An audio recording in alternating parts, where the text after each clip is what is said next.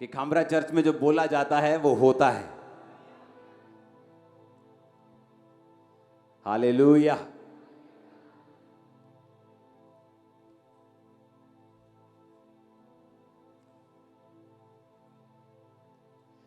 मैं लोगों को बोलता हूं आपकी ऑफरिंग में देखता तक नहीं हूं,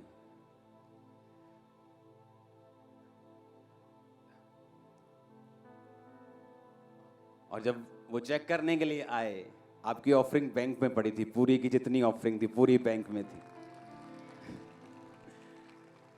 100%।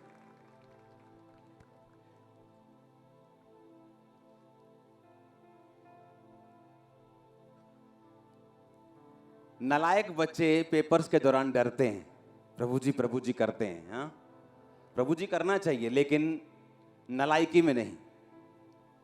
नालायक बच्चे मन्नतें मांगते हैं कि उन्होंने पढ़ाई नहीं की होती। होशियार बच्चे इंजॉय करते हैं उस टाइम को। ये होशियार बच्चों का चर्च है।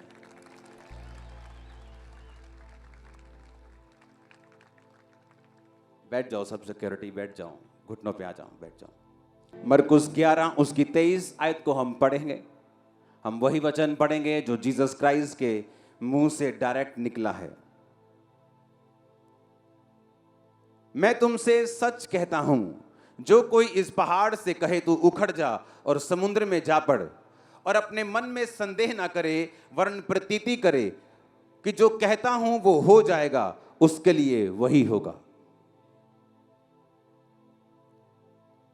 जब मैं आपको जीसस क्राइस्ट की टीचिंग दूंगा ना, आप बड़े हैरान होंगे कि ये वचन मैंने पहले 500 बार पढ़ा है, लेकिन अब जो मैं सीख रहा हूं ये एक अलग लेवल की चीज है। ओके, तो बड़े ध्यान से समझना है।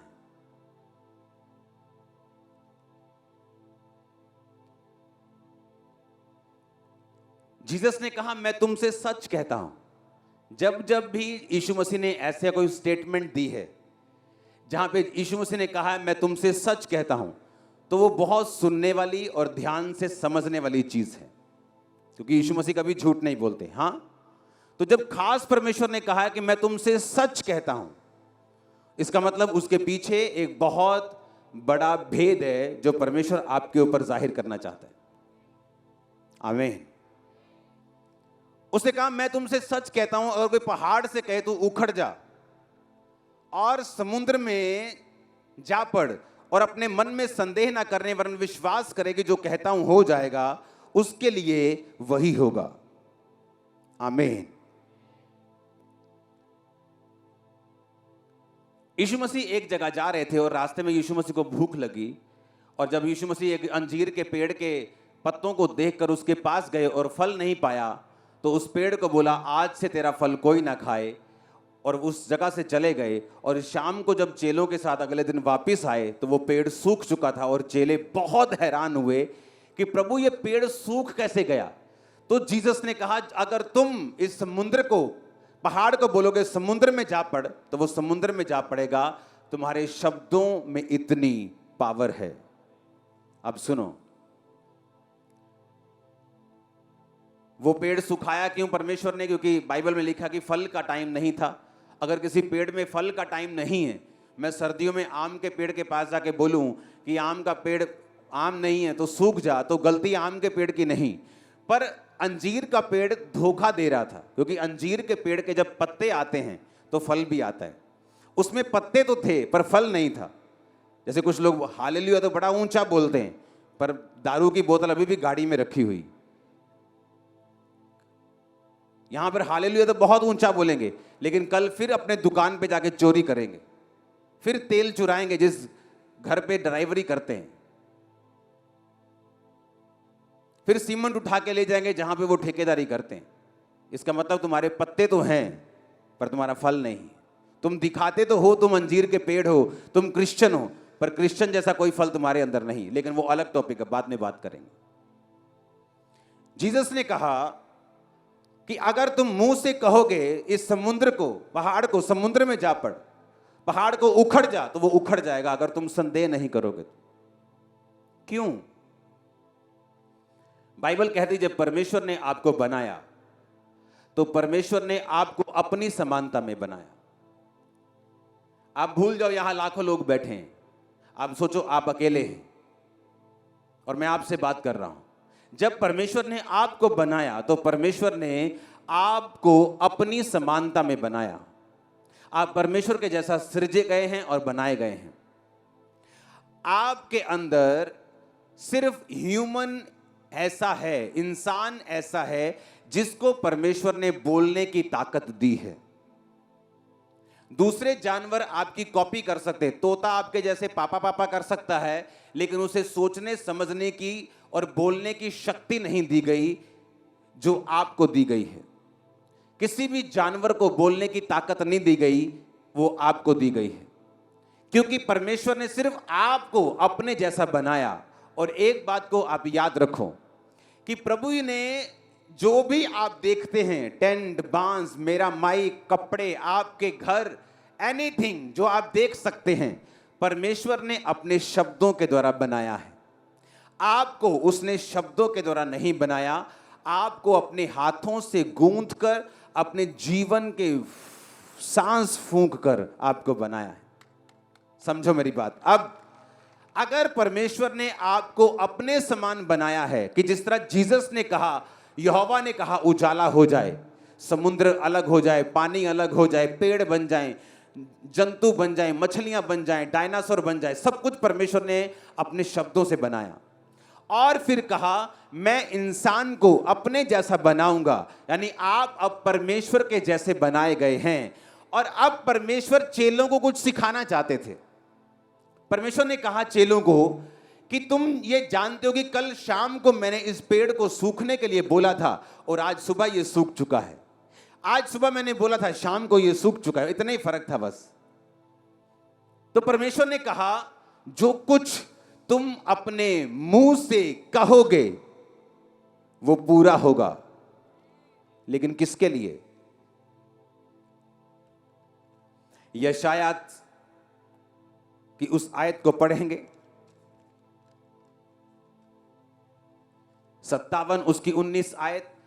उसने कहा मैं मुंह के फल का सृजनहार हूं।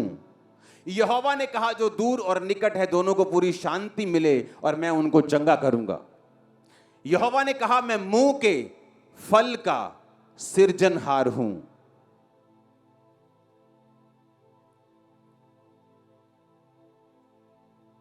मेरा फोन लेके मैं मुंह के, बोलो पड़ोसी को, मैं मुंह के फल का सृजनहार हूं। इसका मतलब बता क्या है? यहोवा ने कहा मैं मुंह के फल का, मुंह के क्या? मैं तुम्हारे मुंह के फल का क्या हूं? सृजनहार हूं। इसको हम इब्रानी भाषा में भी मैं आपको पढ़ाऊंगा इसको अभी, क्योंकि मेरे पास इब्रानी भाषा की बाइबल है, मैं आपको उससे पढ़ाऊंगा अभी। अपने पड़ोसी को बोलो मैं मुंह के फल का सृजनहार हूं। आमीन।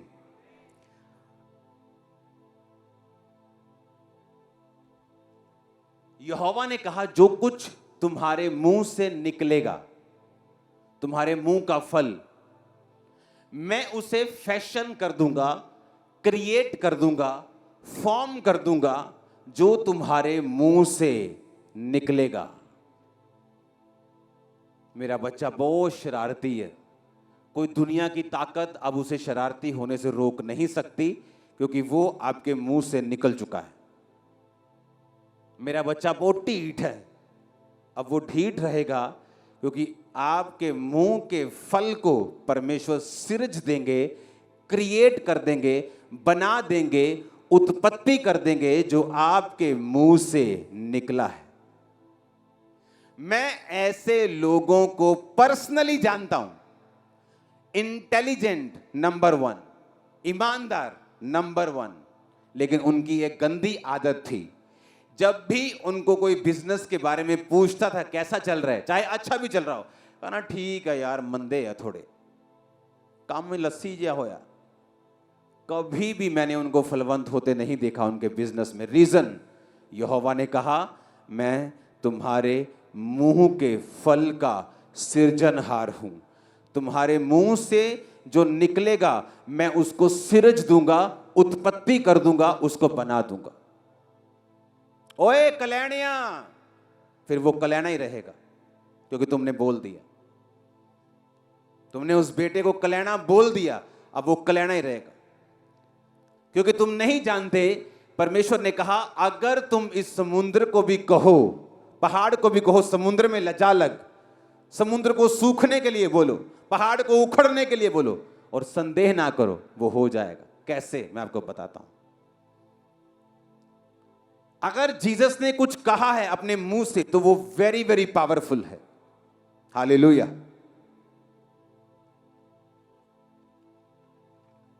अपने पड़ोसी को बोलो, मैं उसके मुंह के फल का सृजनहार हूं, खुदा कहता है। आमीन।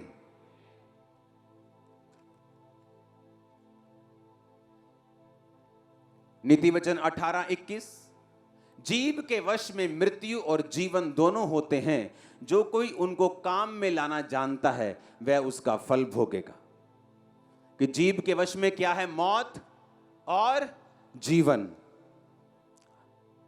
एक औरत को बड़ा शौक था खुदा के दासों की सेवा करने का। जब वो रास्ते से निकलता था, वो देखती थी कि ये इस रास्ते से निकलता है। बाइबल कहती है उसने उसके लिए कमरा बनवाया, उसके लिए मेज बनवाया, दीवट बनवाया, और बोला कि जब भी आप इधर से जाएंगे तो मैंने आपके लिए 5 स्टार रूम तैयार किया, यहां रुक के जाया करें। वो रुक के गया और बोला अपने असिस्टेंट को, इसे क्या चाहिए पूछ। वो औरत को बुलाया, बोले तुझे क्या चाहिए? तेरे को राजा से तेरी बात करें, तेरी गवर्नमेंट में बात करें, कोई तेरे को फेवर चाहिए, कोई जगह चाहिए, कोई बता। कहती नहीं मुझे कुछ नहीं चाहिए, मैं अपने लोगों में रहती हूँ, फाइनेंशियली ब्लेस्ड हूँ। तो उसका असिस्टेंट बोला इसको बेबी नहीं। उसने कहा जब मैं अगली बार आऊंगा इस साल तेरे बेबी होगा। क्या हुआ? सुनो, बेबी हुआ। बेबी बड़ा हुआ, खेतों में काम करते करते एक दिन बाप के साथ मर गया। जब मर गया तो वो औरत ने क्या किया, अपने सेवक को बोला जल्दी गधा लेके आ। गधा सवारी बाइक होता था तब का। गधा लेके आ और मेरे कहे बिना ढिलाई मत करना। उसका हस्बैंड कहता कहां चली हो? आज ना तो कोई नया पर्व है, ना ही क्रिसमस है, ना ही ईस्टर है, ना ही प्रभु भोज की मीटिंग है, ना ही बड़ी मीटिंग है, किधर चली हो? उसने कहा सब कुशल है। अपने पति को भी नहीं बताया कि बेटा मर गया है। क्यों? उसे मालूम था अगर मैं बोल दूंगी मर गया है तो इसे कोई जिंदा नहीं कर सकता। वो गई, दौड़ के गई। अलीशा ऊपर बैठा पहाड़ के ऊपर, देखा नीचे कि भागी भागा कोई वही लेडी आ रही है, अपने चर्च की मेंबर आ रही है भागी भागी। जा पूछ के आ, सब कुशल से है? तेरा पति कुशल से? हाँ कुशल से।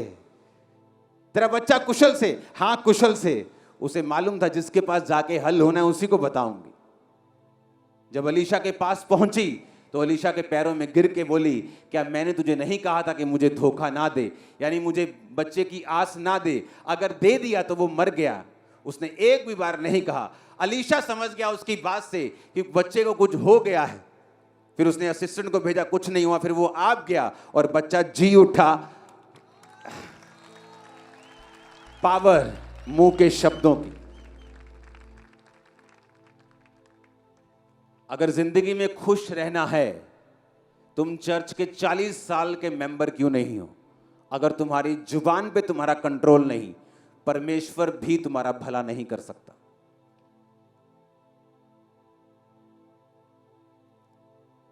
तुम मेहनती हो, ईमानदार हो, पवित्रताई में हो, अगर जुबान के गंदे हो, तुम बहुत बड़ी मुश्किल में हो। इंसान के 90% ट्रबल और मुश्किलें उसकी अपनी जुबान की देन होती है।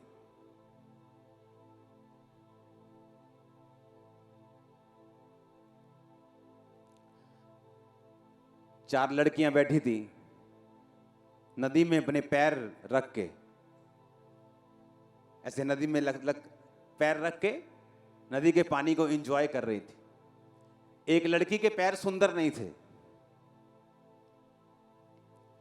और उसने अपने पैरों के ऊपर कर्स रिलीज किया कि हाय मेरे पैर कितने गंदे, कितने भद्दे, तुम लोगों के पैर कितने सुंदर हैं। बोल दिया।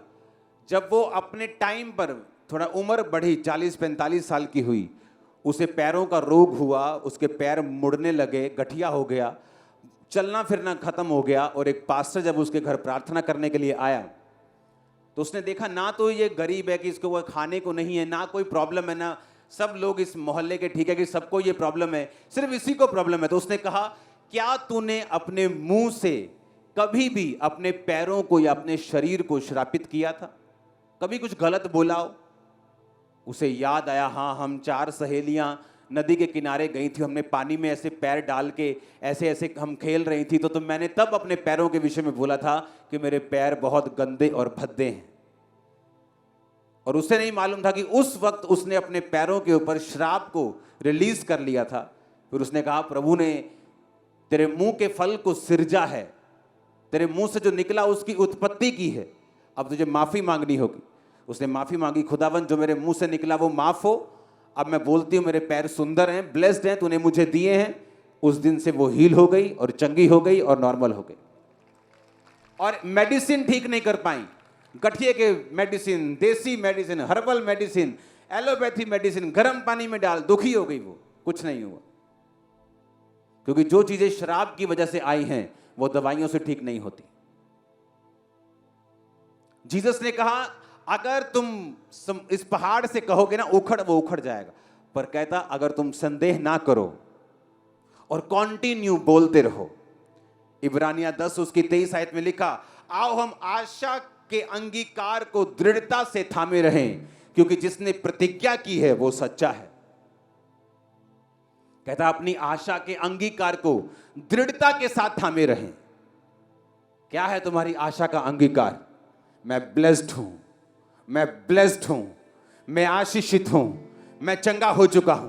कहता, दृढ़ता के साथ थामे रहे उसे, क्योंकि जिसने प्रतिज्ञा की है कि तेरे मुंह में ताकत है वो सच्चा है। जो तेरे मुंह से निकलेगा वो उसे पूरा कर देगा तेरी लाइफ। मेरी लाइफ में एक प्लस पॉइंट मैंने देखा शुरू से। मैंने जब भी किसी ने मुझसे पूछा काम कैसा है, चाहे मैं बिजनेस में हूं तब, चाहे मैं स्टडी में हूं, चाहे किसी भी चीज में हूं, मैंने हमेशा ब्लेस्ड बोला, अच्छा बोला, फर्स्ट क्लास बोला, और वैसा ही हुआ। वही काम अगर आप मेरी फैमिली मेंबर को पूछते तो उनके लिए मंदा था, अगर मुझे पूछते तो फर्स्ट क्लास था। तो मैं फर्स्ट क्लास होता गया, वो मंदे में जाते रहे। क्योंकि यहोवा ने कहा, मैं तुम्हारे मुंह के फल का सृजनहार हूं। तुम्हारे मुंह से निकलेगा जो, मैं उसको सिरज दूंगा। अब आप बोलेंगे गंदा निकलेगा तो गंदा भी, हां, वचन कहता है, ये नीति वचन 18:21 कि जीव के वश में मृत्यु भी है और जीवन भी। उसने ये नहीं कहा मैं सिर्फ अच्छा सिरजूंगा, उसने कहा तुम बुरा बोलोगे मैं बुरा सिरज दूंगा, अच्छा बोलोगे अच्छा सिरज दूंगा। मैं मुंह के फल का सृजनहार हूं। और जीसस ने कहा, तुम्हारे मुंह से जो निकलेगा और तुम उसको थामे रहोगे तो उसको होना पड़ेगा, क्योंकि तुम्हारे मुंह में एक डिवाइन पावर है और ताकत है। अंधे हो जाएंगे आपके दुश्मन, आपको देख नहीं पाएंगे।